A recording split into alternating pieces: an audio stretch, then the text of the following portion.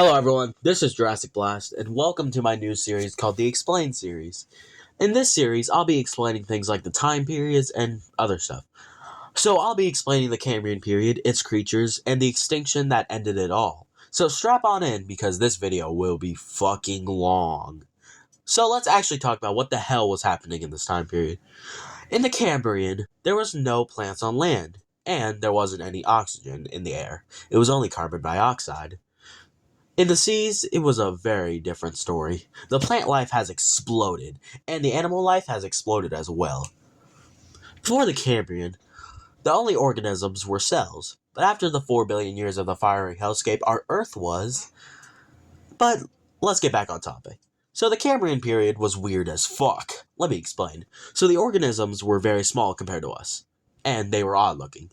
So let's take a look at our first creature, Alaminochirus.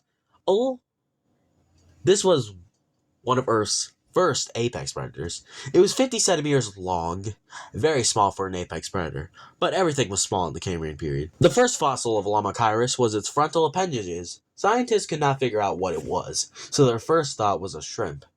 Stupid. Even though there was only one fossil at that time when it was discovered. In Walking with Monsters, it's shown that Alaminochirus could eat trilobites, but jaws have not formed yet. That will be in a later episode. But Alaminochirus' jaw was very weak, and it could not break through the trilobites' hard exoskeletons.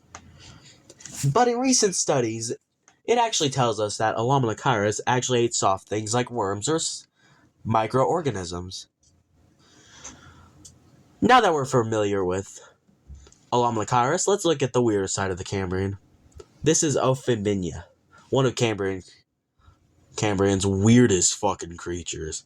Ophibinia had 5 mushroom-shaped eyes. Scientists believe that it could help Ophibinia see larger predators, like Alaminochirus. Scientists also believe that Ophibinia might have moved slightly above the seafloor and grabbed prey with its appendage. Ophibinia was 7 meters long. It also had a fan-shaped tail to help it swim slowly across the seafloor. Ophibinia ate smaller invertebrates that were on the seafloor. Ophibinia was believed to use its appendage to grab prey out of the seafloor. The fossils for Ophibinia was scarce, but luckily there was a fossil with Ophibinia's full body, as you see in the photo right now. Now the next creature is Hallucigenia. This aquatic worm was actually a hassle for scientists. When scientists first saw Hallucigenia, they thought the spikes were the legs and the legs were the tentacles to catch prey. But it was nothing like that. They actually had the fossil upside down. So the tentacles were actually the legs and the spikes were not the legs. However, there was another problem. They could not figure out which side is the head. But after 14 whole years, they actually found out which side was the head.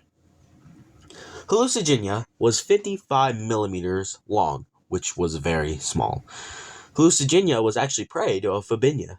Even though Hallucigenia hides in burrows, Ophibinia can use its appendage to grab Hallucigenia and eat it. The next odd creature is Wyaxia, which belongs to the... I'm not pronouncing that. Nice try. Which they're related to mollusk, but I'll put the text right here. Alright, now that you know. Wyaxia was 50 millimeters long, almost the same size as Hallucigenia. Wyaxia had these spikes on its back, which were 15 millimeters long. Scientists believe that the spikes were used as protection from predators. Now, let's take a look at trilobites. This aquatic arthropod has survived many extinctions. They can vary in size, but I'm just going to talk about the ones in the Cambrian. These trilobites had very hard exoskeletons. Like I said earlier, Alaminochirus could not break through the trilobites' exoskeletons. Now, trilobites were very common. Over 25,000 fossils have been found. And my guess is that scientists really hate these aquatic arthropods, but I'll stop talking about these stupid arthropods, and we'll now talk about the next creature. Haiku-ithes. This fish was the first ancestor to us, but that has been debated though. It was 25 centimeters long, which is about the size of our thumbnail. Hallucitinius, or Hathuthikes, had the first spine, making it the first vertebrate creature. Now it's time to talk about what ended the Cambrian period, the Cambrian Ordovician extinction event. Now this was including the Ordovician, which I'll talk about in the next episode. Anyways, this ended the Cambrian period. Scientists believe that volcanic activity, particularly large igneous precipitous, has been speculated to be the cause of the environmental crisis. Like I said, this ended all the rich life in the Cambrian seas. Alright, everyone, that is the end of this video. If you guys like this, please subscribe. Anyways, bye everyone!